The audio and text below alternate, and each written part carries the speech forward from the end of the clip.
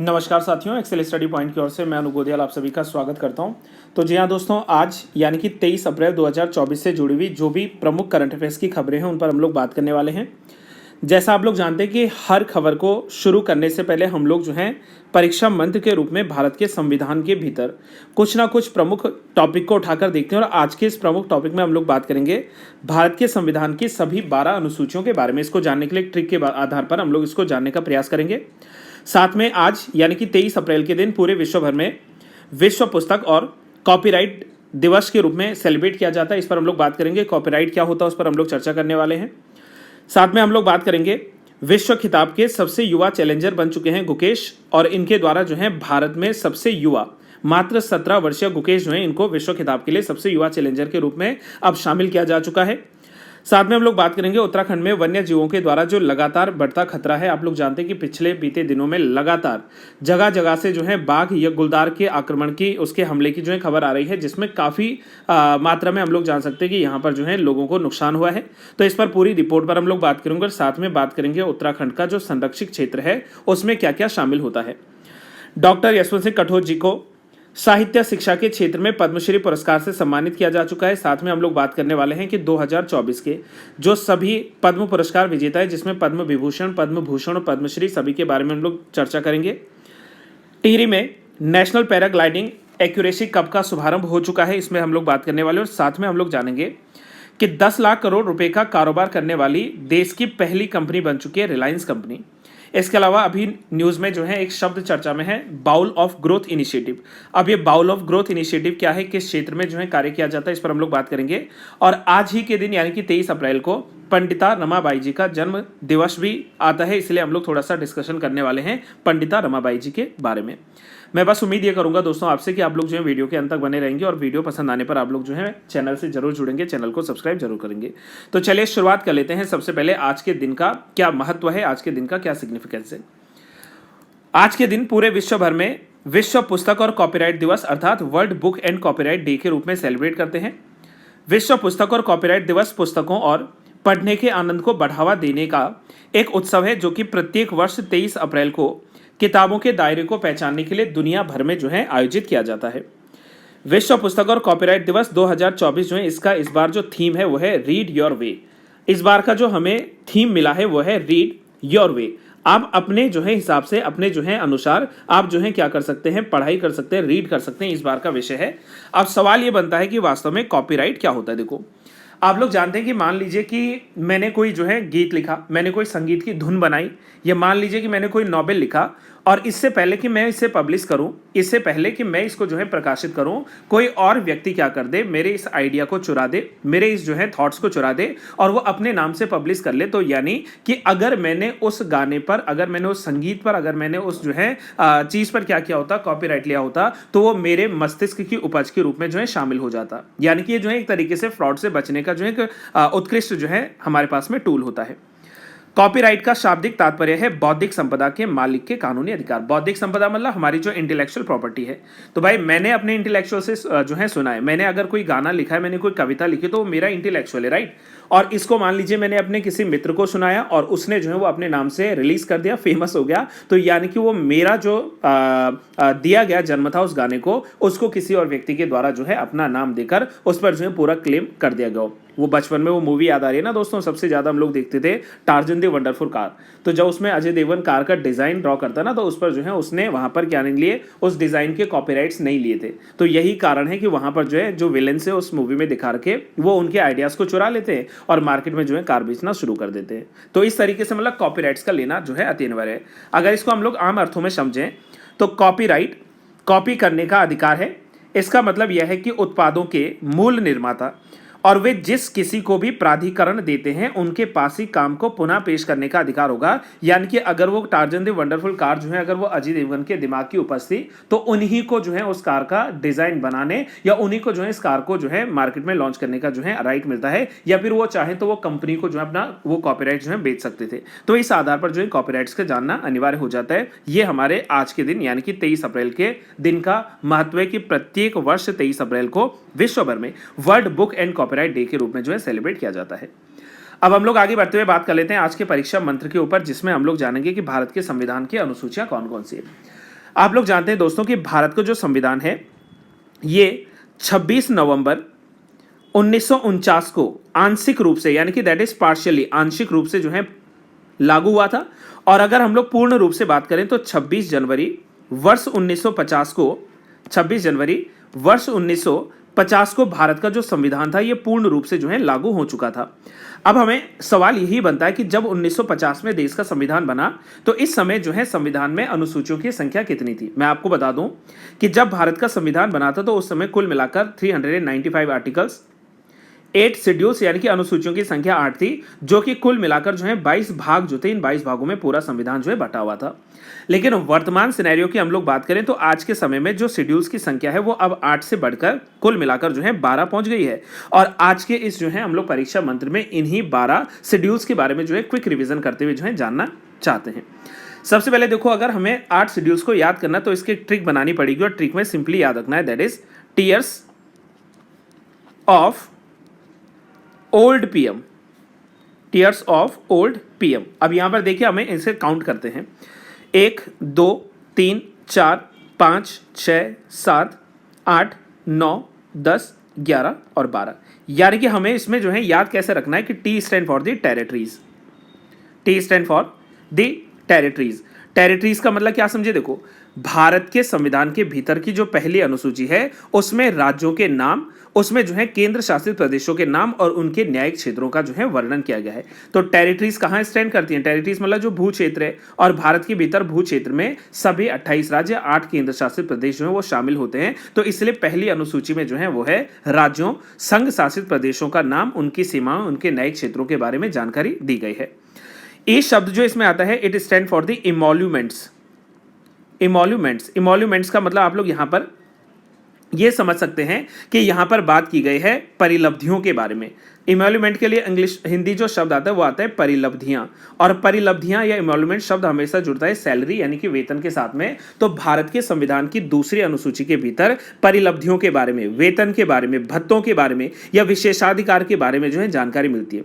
जैसे यदि हम लोग बात करें तो भारत के राष्ट्रपति, राज्यों के राज्यपाल, लोकसभा के अध्यक्ष, लोकसभा के उपाध्यक्ष, राज्यसभा के सभापति, राज्यसभा के उपसभापति, राज्य विधानसभाओं के अध्यक्ष, राज्य विधानसभाओं के उपाध्यक्ष, राज्य विधान परिषद यानी कि स्टेट लेजिस्लेटिव काउंसिल्स के चेयरमैन एंड वाइस चेयरमैन। इसी तरीके से जो है यहाँ पर सुप्रीम कोर्ट के जज, हाई कोर्ट के जज और जो है CAG, controller and auditor general of India, इन सब का जो यहाँ पर सैलरी या जो इमोल्यूमेंट निर्धारित किया जाता है वो भारत के संविधान की दूसरी अनुसूची के तहत ही जो है किया जाता है। हालांकि इसका निर्धारण जो है समय समय पर संसद के द्वारा किया जाता है और देश की कंसोलिडेटेड फंड ऑफ इंडिया से जो है यहाँ पर इनको दिया जाता है। अगर मैं राज्यपाल को हटा दूं क्योंकि वो जो है राज्यों की कंसोलिडेटेड फंड ऑफ इंडिया से जो है वहां पर उनको सैलरी जाएगी।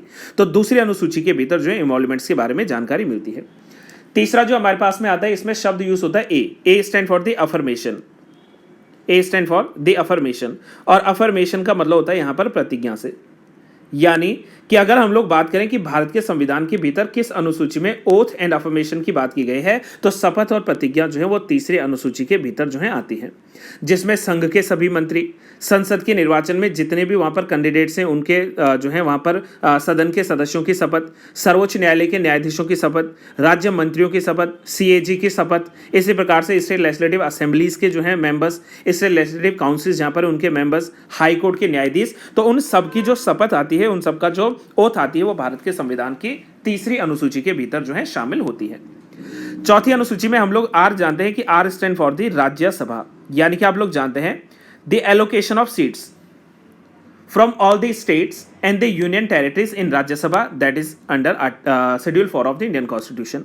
राज्यों और केंद्र शासित प्रदेशों से राज्यसभा में सीटों का जो आवंटन होता है वो भारत के संविधान में चौथी अनुसूची के भीतर जो है शामिल है। तो ये आप लोगों ने यहां पर जो है जानना है।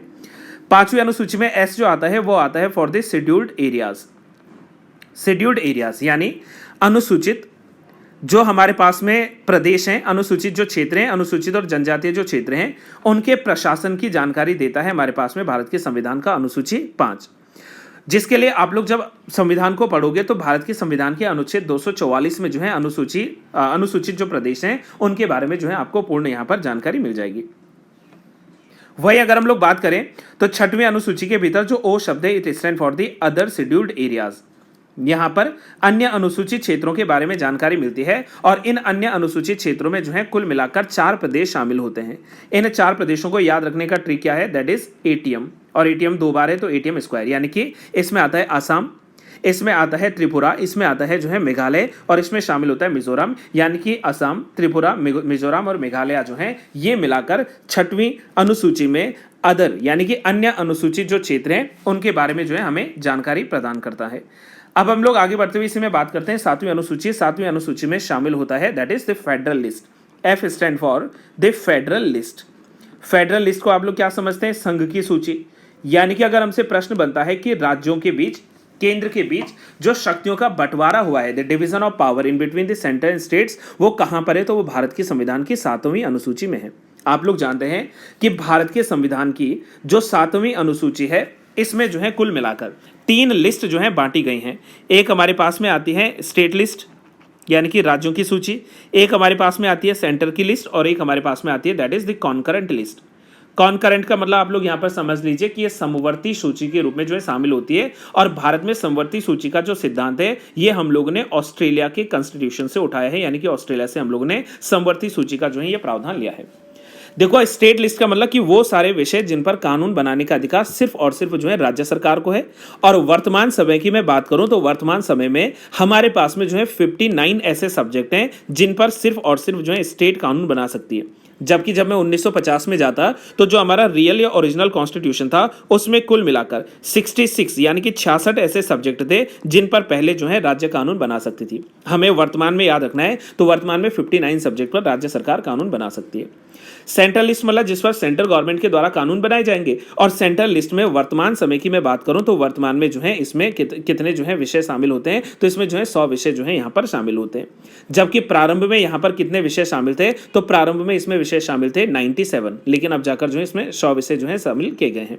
वही जो है कॉन्करेंट लिस्ट में जिसपे राज्य और केंद्र दोनों सरकारों के द्वारा कानून बनाया जा सकता है, इसके भीतर हाल फिलहाल में मैं बात करूं तो इसमें जो है 52 विषय शामिल किए गए हैं, जबकि मूल संविधान के भीतर इसमें जो है 47 विषय थे, और जो ये 6 विषय यहां से हटाए गए थे उनमें से जो है कुछ विषयों को जो है यहां पर शामिल किया जा चुका है, यहां पर जो है इनको जोड़ा गया है। तो इस प्रकार से आप लोग कॉन्करेंट लिस्ट, स्टेट लिस्ट और सेंट्रल लिस्ट के बारे में जो है यहां पर जान सकते हो। साथ में हम लोग बात कर लेते हैं 8वीं अनुसूची के भीतर। तो 8वीं अनुसूची में जो ओ शब्द है it stand for the official languages, यानी कि संविधान के भीतर जो मान्यता प्राप्त भाषाएं हैं, जो हमारी आधिकारिक भाषाएं हैं, इन ऑफिशियल लैंग्वेजेस के बारे में जो है भारत की संविधान की 8वीं अनुसूची में लिखा होता है। आप लोग शायद इस बात से भी जो है भली भांति जानकार होंगे कि जब 1950 में भारत का संविधान बना था तो उस समय रियल कॉन्स्टिट्यूशन के भीतर मात्र जो है 14 भाषाएं शामिल थी। कालांतर में जो है समय समय पर इनमें जो है अन्य भाषाओं को जोड़ा गया। जैसे हम लोग बात करें तो जिस समय 21वां कॉन्स्टिट्यूशनल अमेंडमेंट एक्ट आया था 1967 का, तो इस समय जो है 15वीं भाषा के रूप में जो है सिंधी लैंग्वेज जो है इसको शामिल कर दिया गया था भारत के संविधान के भीतर। पुनः जो है कालांतर में 71st कॉन्स्टिट्यूशनल अमेंडमेंट एक्ट आता है 1992 में, और इसके द्वारा जोड़ा गया नमक। नमक का मतलब क्या है, नेपाली, मणिपुरी और जो है कोंकणी जो लैंग्वेज है इनको जोड़ा गया था 1992 में 71वें संविधान संशोधन अधिनियम के द्वारा। और अंत में जो 92वां संविधान संशोधन अधिनियम है 92nd जो कॉन्स्टिट्यूशनल अमेंडमेंट एक्ट आया था वर्ष 2003 का, तो इसके द्वारा जो है जोड़ा गया था बदमाश को। बदमाश का मतलब क्या समझे आप लोग, यहाँ पर देखो ये है बोडो, डोगरी, मैथिली और संथाली। तो बोडो, डोगरी, मैथिली और संथाली यानी कि इनको जोड़ा गया 92वें संविधान संशोधन अधिनियम 2003 के भीतर। तो जो हमारे पास में प्रारंभ में 14 भाषाएं थी उसने 15वीं भाषा के रूप में सिंधी, 16वीं, 17वीं और 18वीं भाषा के रूप में क्रमशः जो है नेपाली, मणिपुरी और कोंकणी, फिर उसके अलावा 19, 20, 21, 22वीं भाषा के रूप में बोडो, डोगरी, मैथिली और संथाली भाषाओं को जो है शामिल किया था। तो ये संविधान की 8वीं अनुसूची इसमें आती है।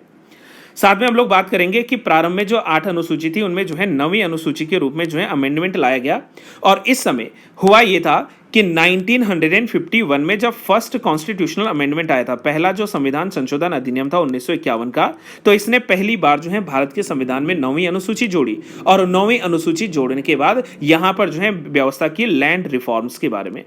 भूमि सुधार जो है, भूमि सुधार से रिलेटेड जो कानून थे वो 9वीं अनुसूची के भीतर जो है शामिल किए गए।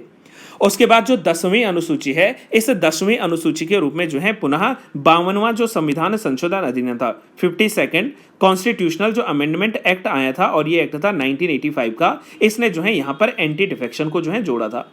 अब एंटी डिफेक्शन क्या है, मैं प्रीवियस जो है वीडियोस में आप लोग के साथ ऑलरेडी शेयर कर चुका हूँ। आप लोग जो है एक बार प्लेलिस्ट में जाकर जो है उनको आप लोग वहाँ पर जो है देख सकते हैं। साथ में हम लोग बात करते हैं इसके अलावा जो 11वीं अनुसूची थी भारत के संविधान के भीतर, इसको जोड़ा गया था 73rd कॉन्स्टिट्यूशनल अमेंडमेंट एक्ट, और 73rd जो कॉन्स्टिट्यूशनल अमेंडमेंट एक्ट आया था वो आया था वर्ष 1992 में। हालांकि कार्य काम करना शुरू किया था, पंचायतों का गठन कब से हुआ था, 24 अप्रैल वर्ष 1992, यानी कि प्रत्येक वर्ष 24 अप्रैल को जो है नेशनल पंचायती राज डे मनाते हैं। यानी कि कल जब मैं वीडियो लेकर आऊंगा तो उसमें आपको जो है जरूर मैं नेशनल पंचायती राज डे के बारे में जो है जानकारी साझा करने वाला हूं, क्योंकि यहाँ पर जो है 1992 में जब आया था तो 24 अप्रैल 1993 से पंचायती जो कानून थे उनको जो है देश भर में लागू कर दिया गया था। साथ में मैं आपको ये भी बता दूं कि वर्तमान समय में जो पंचायत है उसमें कुल मिलाकर जो है हमारे पास 29 सब्जेक्ट हैं, यानी कि 29 सब्जेक्ट्स हैं। अंत में हम लोग बात करेंगे 12वीं अनुसूची के बारे में, 12th जो शेड्यूल है, और इस 12वीं अनुसूची जो है इसको शामिल किया गया था 74th constitutional amendment act, year इसका सेम है 1992, ये भी 1993 से जो है कार्य करना शुरू करता है। जहां 73वें संविधान संशोधन अधिनियम ने 11वीं अनुसूची में पंचायती राज से संबंधित प्रावधान जोड़े, वहीं 12वीं अनुसूची ने यहां पर प्रावधान किए नगर पालिकाओं के लिए। म्यूनिसिपैलिटीज जो होती है नगर पालिकाएं, इन नगर पालिकाओं के प्रावधानों को शामिल किया गया, और वर्तमान समय में नगर पालिकाओं से संबंधित कुल मिलाकर जो है 18 विषय शामिल हैं। जैसे पंचायतों में 29 विषय, वैसे ही जो है म्यूनिसिपैलिटीज के भीतर 18 जो विषय हैं इनको जो है शामिल किया गया है। तो ये हम लोग ने जो है क्विक रिविजन के रूप में आज के परीक्षा मंत्र की जो है बात की है। अब हम लोग इसी सीक्वेंस में आगे बढ़ते हुए बात कर लेते हैं आज की पहली और अहम खबर के बारे में, जिसके तहत विश्व खिताब में सबसे युवा चैलेंजर जो है वो गुकेश बन चुके हैं। भारत के 17 वर्ष के ग्रैंड मास्टर डी गुकेश ने कैंडिडेट्स शतरंज टूर्नामेंट जीतकर जो है विश्व चैंपियनशिप खिताब में सबसे युवा चैलेंजर बनकर जो है इतिहास अपना जो है रच दिया है। गुकेश ने 14वें और अंतिम दौर में अमेरिका के हिकारू नाकामुरा से ड्रॉ मैच खेला है, और इसके बाद जो है अब ये क्वालिफाई कर चुके हैं, जिसमें ये वर्ष 2024 के इसी अंत में मौजूदा जो विश्व चैंपियन है चीन के डिंग लिरेन, इनको जो है चैलेंज करने वाले, इनको चुनौती देने वाले हैं। और जिसके बाद से जो है शतरंज जगत में जो है इनके इस उत्साह को लेकर लगातार जो है बधाइयां प्रेषित की जा रही हैं। चेन्नई के गुकेश ने कैंडिडेट्स शतरंज टूर्नामेंट जीतकर 40 साल पुराना जो गैरी कास्परोव का रिकॉर्ड था उसको तोड़ा है। कास्परोव ने जो है 1984 में 22 वर्ष के जिस समय वो थे, उन्होंने रूस के ही एनाटोली कार्पोव को जो है हराया था, और इनको हराकर जो है यहाँ पर जो है चुनौती दी थी। इसके अलावा अगर हम लोग बात करें तो गुकेश ऐसे दूसरे भारतीय जो हैं ग्रैंड मास्टर बन चुके हैं आफ्टर विश्वनाथन आनंद जी, जिनको जो है इस समय जो है ये मौका मिलेगा विश्व भर में जो है अपने आप को साबित करने का। टोरंटो में खेले गए टूर्नामेंट जीतने के लिए जो है गुकेश को ड्रॉ की आवश्यकता थी, और उन्होंने जो है ये मुकाम हासिल किया। और ये जो 12 वर्ष की आयु में जो है ग्रैंड मास्टर पहली बार जो है बने थे गुकेश। अभी वर्तमान में 17 वर्ष की आयु के हैं, लेकिन इनका जो पहला ग्रैंड मास्टर ये बने थे वो जो है मात्र 12 वर्ष की आयु में जो है बने थे। और यही कारण है कि अब जो है गुकेश जो है इस दौड़ में लगातार आगे हैं, और हम सब की ओर से जो है गुकेश को ढेरों बधाइयां हैं, ढेरों शुभकामनाएं हैं कि वो जो है कालांतर में जाकर डिंग लेरेन को हराकर जो है विश्व चैंपियनशिप में शतरंजबाजी जो है वो भारत के नाम करेंगे। साथ में अगर मैं रिपोर्ट की हिसाब बात करूं, एक और खबर की तरफ आगे बढ़ूं, तो उत्तराखंड में वन महकमे ने पर्यावास अध्ययन के लिए समिति का गठन किया है, और इसके लिए जो है 17 करोड़ रुपए का जो है बजट इसको जो है प्रस्तुत किया जाएगा, ये यहां पर प्रावधान किए हैं। 71% वन क्षेत्र से आच्छादित उत्तराखंड के वन्य जीवों के फूलने फलने के लिए अनुकूल एक वातावरण हमेशा से उत्तराखंड रहा है। आप जानते हैं कि वर्तमान में उत्तराखंड में कुल मिलाकर 6 नेशनल पार्क, 7 वन्यजीव अभयारण्य और 4 जो है कंजर्वेशन रिजर्व जो है शामिल हैं। अभी मैं इस पे बात करने वाला हूं।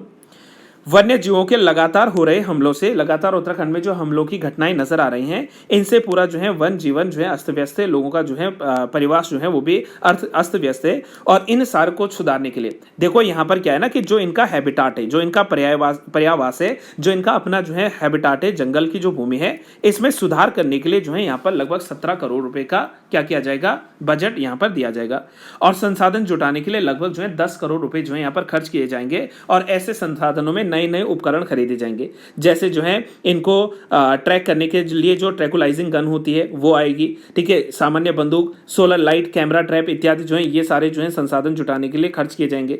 और इसके अलावा जो है राज्य स्तर पर विशेषज्ञों की एक टीम तैयार होगी, जिसके लिए यहाँ पर जो है वन्य जीवन को सुधारने के लिए जो भी प्रयास होंगे उनको संभव बनाने के लिए लगभग 17 करोड़ रुपए का जो है यहाँ पर आवंटन किया गया है। आप जानते हैं कि पिछले वर्षों में जो है लगातार उत्तराखंड में जो है गुलदारों के द्वारा या बाघ के द्वारा जो है जो शिकार किए जा रहे हैं उनको लेकर जो है उत्तराखंड में दहशत फैली हुई है। अब इस न्यूज़ के पीछे का जो मुख्य कारण था आपके साथ शेयर करने का वो था हमारा इसके ट्रेडिशनल पार्ट को जानना। जैसे हमने कहा कि उत्तराखंड में जो है हमारे पास में कुछ वन्य जीव अभ्यारण्य हैं, कुछ जो है हमारे पास में नेशनल पार्क हैं। तो इस सीरीज में हम लोग बात करेंगे सबसे पहले एक्सक्यूज मी तो सबसे पहले हम लोग जो है इस सीरीज में बात करेंगे कि उत्तराखंड में कौन कौन से राष्ट्रीय उद्यान जो हैं अभी वर्तमान में हैं। सबसे पहले हम लोग जानते हैं कि कार्बेट नेशनल पार्क, जिसकी स्थापना 1936 में हुई थी, जो उत्तराखंड में लगभग 520.82 किलोमीटर क्षेत्र में फैला हुआ है। नंदा देवी राष्ट्रीय उद्यान वर्ष 1982 में बना था और 624.60 स्क्वायर किलोमीटर में फैला है। फूलों की घाटी राष्ट्रीय उद्यान लगभग 87.50 वर्ग क्षेत्रफल में फैला हुआ है और ये सबसे जो है सबसे छोटा अगर उद्यान पूछेगा तो सबसे छोटे उद्यान के रूप में जो है यही शामिल होता है, जिसकी स्थापना 1982 में हुई थी। राजाजी नेशनल पार्क 820.42 किलोमीटर क्षेत्रफल में फैला हुआ है, स्क्वायर किलोमीटर में 1983 में बना था। गंगोत्री नेशनल पार्क 1989 में, जो कि 2390.02 स्क्वायर किलोमीटर एरिया में फैला हुआ है। और उत्तराखंड का जो सबसे बड़ा राष्ट्रीय उद्यान है वो यही है, सबसे बड़ा, और ये जो है सबसे छोटा राष्ट्रीय उद्यान था। लास्ट में आता है गोविंद राष्ट्रीय उद्यान, जो कि जो है 472.08 स्क्वायर किलोमीटर में फैला हुआ है और इसकी स्थापना जो है वर्ष 1990 में की गई थी। वहीं इसी जो है न्यूज़ पर आगे बढ़ते हुए हम लोग बात करेंगे उत्तराखंड में कुल वन्यजीव अभ्यारण्यों की जो संख्या है वो 7 है, जिसमें गोविंद वन्यजीव अभ्यारण्य जिसकी स्थापना 1955 में हुई, केदारनाथ वन्यजीव अभ्यारण्य, अस्कोट, सोना नदी, बिनसर, मसूरी और नंधौर जो है वन्यजीव अभ्यारण्य है। इनमें सबसे छोटे वन्यजीव अभ्यारण्य की बात करें तो मसूरी वन्यजीव अभ्यारण्य जो है सबसे छोटे अभ्यारण्य के रूप में जो है शामिल है। और सबसे बड़े अभ्यारण्य की बात करें तो इसमें शामिल होता है केदारनाथ वन्यजीव अभ्यारण्य। क्रमशः जो है इनके वर्ष और इनके क्षेत्रफल को जो है आप लोग देख सकते हैं, इनको जो है नोट किया जा सकता है। साथ में हम लोग चलते हुए बात करेंगे यहाँ पर संरक्षण क्षेत्र यानी कि जो रिजर्व्ड एरियाज हैं उनमें जो है शामिल हैं 4 प्रमुख एरियाज, जिसमें झिलमिल झील संरक्षण रिजर्व जो कि 2005 में बना था, 37.84 स्क्वायर किलोमीटर क्षेत्रफल में फैला हुआ है। सबसे छोटा संरक्षण क्षेत्र जो है उसमें शामिल होता है आसन वेटलैंड या आसन जो संरक्षण रिजर्व है, जिसकी स्थापना 2005 में ही हुई थी और ये लगभग 4.44 स्क्वायर किलोमीटर क्षेत्रफल में फैला हुआ है। इसके अलावा पवलगढ़ संरक्षण रिजर्व जो कि 2012 में स्थापित हुआ था और 5.82 किलोमीटर स्क्वायर क्षेत्रफल में फैला हुआ है। और अंत में आता है नैना देवी हिमालयन पक्षी संरक्षण रिजर्व, जिसको जो है वर्ष 2015 में बनाया गया था, जो 111.91 स्क्वायर क्षेत्रफल में फैला हुआ है, किलोमीटर क्षेत्रफल में फैला हुआ है। और उत्तराखंड के सबसे बड़े जो है संरक्षण रिजर्व के रूप में जो है इसको यहाँ पर शामिल किया जा चुका है। अब हम लोग इसी सीरीज में आगे बढ़ते हुए बात कर लेते हैं वर्ष 2024 के लिए उत्तराखंड से डॉक्टर यशवंत सिंह कठोर जी को साहित्य शिक्षा के क्षेत्र में जो है पद्मश्री सम्मान से सम्मानित किया गया है। आप जानते हैं कि राष्ट्रपति द्रौपदी मुर्मू जी के द्वारा उत्तराखंड के इतिहासकार डॉक्टर यशवंत सिंह कठोर जी को नई दिल्ली में आयोजित जो नागरिक अलंकरण समारोह है इसमें पद्मश्री पुरस्कार से सम्मानित इनको किया गया है। डॉक्टर कठोर जी को यह सम्मान उनके साहित्य और शिक्षा के क्षेत्र में लगातार किए गए विशेष योगदान के लिए जो है प्रदान किया गया है। यशवंत सिंह कठोर जी का जन्म ये पौड़ी जिले के एकेश्वर ब्लॉक में मासो गांव में हुआ था। और आप लोग जानते हैं कि डॉक्टर कठोर जी जो हैं इन्होंने मध्य हिमालयी क्षेत्र के इतिहासकार, पुरातत्व कला, वास्तुशिल्प का उल्लेखनीय कार्य जो है किया है। और इतिहास और पुरातत्व की जानकारियों से इनकी जो है लगभग 12 से भी अधिक जो पुस्तकें हैं वो प्रमुखता से जो है जानी जाती हैं।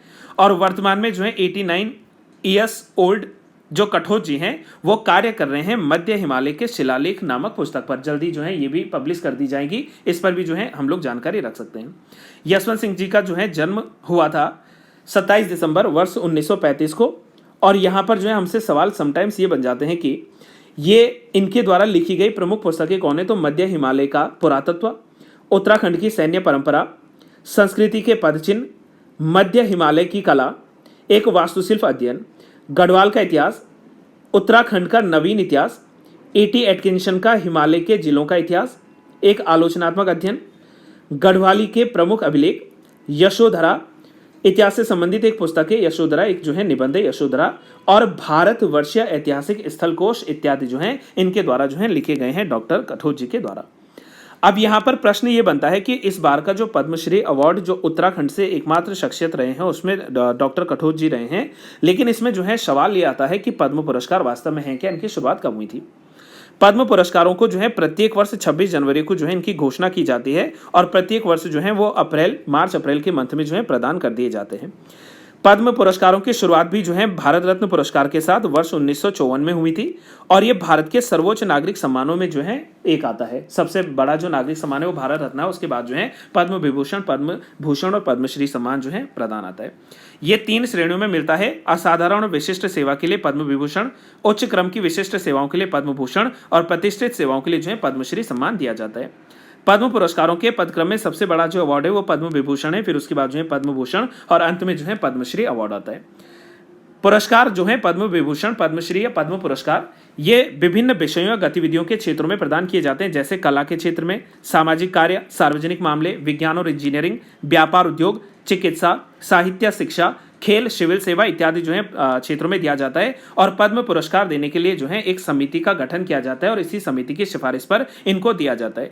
इसका गठन जो है प्रत्येक वर्ष समिति का गठन प्रधानमंत्री के द्वारा किया जाता है और आमतौर पर जैसे हमने बात की कि मार्च या अप्रैल के महीने में जो है पद्म पुरस्कार राष्ट्रपति जी के द्वारा प्रदान कर लिए जाते हैं। इस बार के पद्म पुरस्कारों की बात करें तो वर्ष 2024 के लिए राष्ट्रपति जी ने कुल मिलाकर 124 पद्म पुरस्कारों को प्रदान किया है, जिसमें से 5 पद्म विभूषण, 17 पद्म भूषण और 110 जो है पद्मश्री सम्मान जो है दिए गए हैं। इनमें भी अगर बात करें कुल मिलाकर 132 में से, तो इसमें से जो है 30 महिलाएं जो है इसमें शामिल हैं। इसके अलावा विदेशी, NRI, PIO या OCI के रूप में जो है 8 लोगों को और मरणोपरांत यानी कि पोस्टमसली अगर हम लोग बात करें तो 9 लोगों को जो है यह सम्मान दिया गया। हम लोग बस अभी चर्चा करने वाले हैं पद्म विभूषण और पद्म जो है भूषण के बारे में।